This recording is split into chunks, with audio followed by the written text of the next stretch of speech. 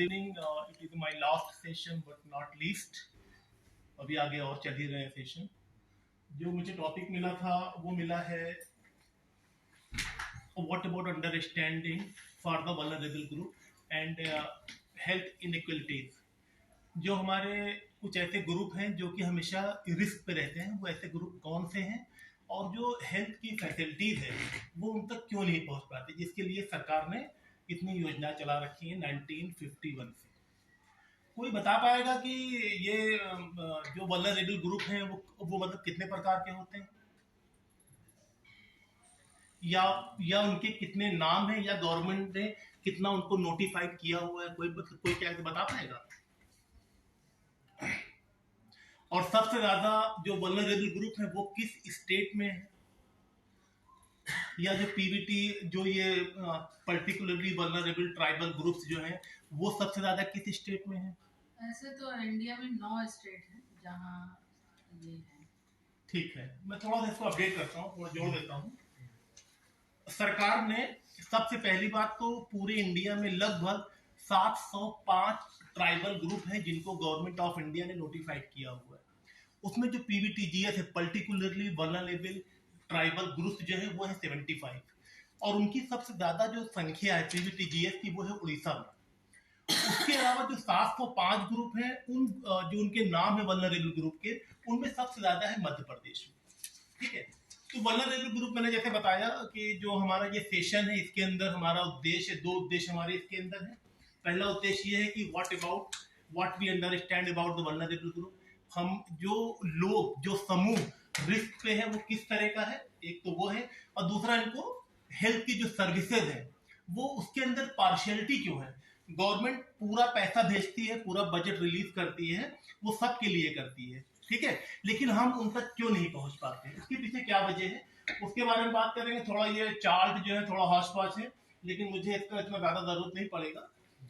अब आप ये देखिए वल्नरेबल में कौन कौन सेक्शन कौन कौन आते हैं. मतलब मोटा मोटा अगर पूछें कि यहाँ पर अगर ये मैं ऐसे पूछ सकता हूँ, अगर मेरे पैर में चोट लगी है, मैं ज्यादा तेज नहीं दौड़ सकता और भगवान न करे अचानक ये छत गिर जाए, तो सबसे ज्यादा वल्नरेबल यहाँ पे कौन होगा? मैं सेल्फ, क्योंकि मैं उतनी तेजी से उस चीज को पार नहीं कर पाऊंगा, निकल नहीं पाऊंगा. ठीक है, तो अब वल्नरेबल ग्रुप में हम सबसे पहले क्या लेते हैं? तुर्की में भूकंप आया, सबसे ज्यादा वल्नरेबल कौन हुआ?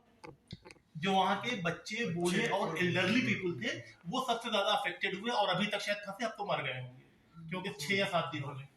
ठीक है, तो वल्नरेबल ग्रुप के अंदर हमारे क्या है? दिल्ली में रोहिंग्या रह रहे हैं, ये लोग रह रहे हैं. क्या है ये? गवर्नमेंट ने उनको कुछ फैसिलिटीज कुछ हद तक दे रखी. बहरहाल वो भी एक तरह के वहां का जो पर्टिकुलर वो एक तरह के वल्नरेबल ग्रुप्स हैं. अब उसके अलावा उसके अंदर हमारे ऑर्फनेज हैं, जो बच्चे अनाथ हैं वो हैं उसके अंदर. जो एल्डरली पीपल है, जो लोग जो एकल वृद्ध हैं, जो वो लोग रह रहे हैं. जहां तक कुछ ऐसे ग्रुप जैसे बंजारे हैं, घुमंतू जनजातियां होती हैं, वो सब क्या होते हैं? वल्नरेबल ग्रुप होते हैं, जो एक जगह पर ठहरते नहीं, जहां तक सरकार या आशा या आंगनवाड़ी या जो हमारे सेल्फ हेल्प ग्रुप के हैं उनके मेंबर भी उन तक नहीं पहुंच पाते हैं. क्यों? क्योंकि वो मूवमेंट में रहते हैं. अब जैसे एक डाटा है, जैसे कि हमारी जो पॉपुलेशन है लगभग इस वक्त 1,140 करोड़ हो गई. अब उस 140 करोड़ में अगर आप देखें जो शेड्यूल कास्ट है वो लगभग ये सेंसेक्स 2011 के हिसाब से लगभग 166 मिलियन लोग जो है हमारे शेड्यूल कास्ट हैं. उसके अलावा जो हमारा पीवीटीजीएस जो ग्रुप है वो कितना है? लगभग 84.5 मिलियन पीपल जो है वो हमारे शेड्यूल ट्राइब हैं. शेड्यूल ट्राइब जिसके अंदर आप अगर इसमें ज्यादातर मध्य प्रदेश के लोग भी होंगे, कोल, भील, जनजाति, ये सब क्या ये किस में आते हैं? ये सब पीवीटीजीएस में आते हैं. गवर्नमेंट इनके लिए मतलब अगर आप शेड्यूल ट्राइब के उसमें जाइएगा, अगर आर्टिकल आप पढ़िएगा तो आर्टिकल 15(4) में गवर्नमेंट ऑफ इंडियन कॉन्स्टिट्यूशन पहला जो अमेंडमेंट किया 1951 में किया, उसके अंदर उन्होंने उनको राइट दिया. और जो आज हम रिजर्व, मतलब ये हमारा टॉपिक नहीं है लेकिन फिर भी थोड़ा सा अपडेट कर रहा हूँ. जो हमारा रिजर्वेशन का जो सिस्टम आप देख रहे हैं ना, ये 1951 से उसी टाइम चला था कि जो ऐसे लोग जो मतलब समाज की मुख्य धारा में लाने के लिए हमको समाज की मुख्य धारा में लाने के लिए हमको कुछ एक्ट, कुछ हमको कानून प्रभावी करना है, तो वो 1951 में आर्टिकल 15, आर्टिकल 16, आर्टिकल 17, आर्टिकल 195, 194 वो सारे आर्टिकल से उनको ताकत दी गई कि उनको ताकत है. अब सवाल क्या है कि वो अब उनके पास जो हेल्थ की जो सर्विसेज है वो क्यों नहीं पहुंच पाती है। सरकार जो हेल्थ वेलनेस सेंटर बनाती है, क्या उस पर कहीं लिखती है कि इसके अंदर ये लोग अलाउड नहीं है या ये सेक्शन अलाउड नहीं है, बच्चे नहीं आएंगे? वो क्यों नहीं होता? एक तो पहली बात, गरीब होते हैं, उनके पास लैक ऑफ मनी, उनके पास पैसा नहीं है उनके पास, ठीक है। उसके अलावा क्या है, कुछ टैबूज होते हैं, कुछ ऐसे, ये नई चीज है ये।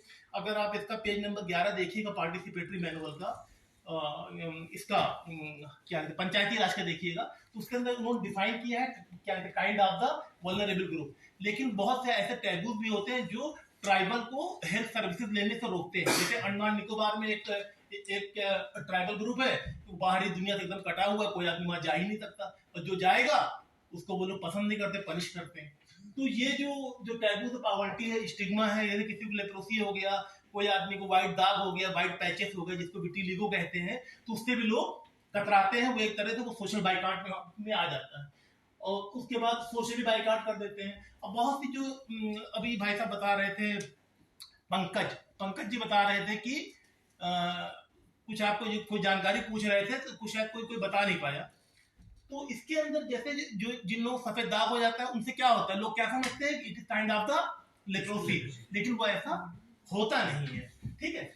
अब इसके लिए ये तो वजह हो गई कि जो लोग सोशली बाइकाट हैं, जिनके पास पैसा नहीं है, इकोनॉमिकल जो कमजोर हैं, जिनके जो मतलब वीकर सेक्शन है, जो हमारे बच्चे हैं, जो बूढ़ी औरतें हैं, एल्डरली पीपुल हैं, वो लोग सेवाओं को एक्सेस नहीं कर पाते हैं, ठीक है। अब उसके लिए हम लोग कर क्या सकते हैं?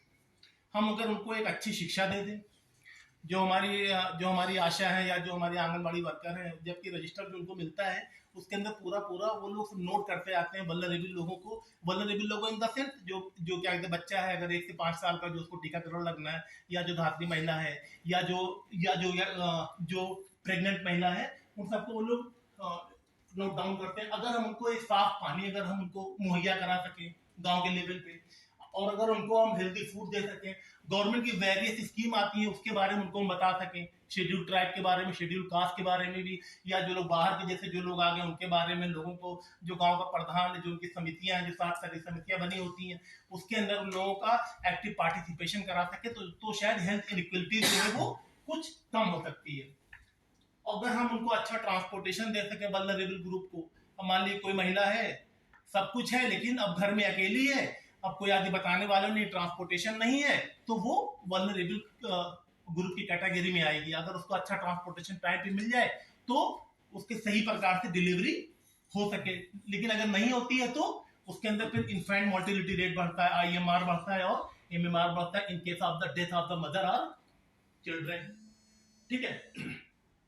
उसके अलावा अगर उनका रूटीन इम्यूनाइजेशन हो सके, उनको अच्छा भोजन दिया जा सके, और उनको हाउसिंग फैसिलिटी दी जा सके, अगर उनके पास घर नहीं, जैसे प्रधानमंत्री PMJY योजना जो है उसके अंदर अगर उनको घर दिया जा सके, तो इस तरह की जो हेल्थ इनइक्वालिटीज है, क्योंकि सारे आयामों को लेकर पूरा करती है। जैसे अभी हमारे पिछले प्रेजेंटेशन हुए, उसके अंदर लोगों ने कहा ना कि हेल्थ वो नहीं है।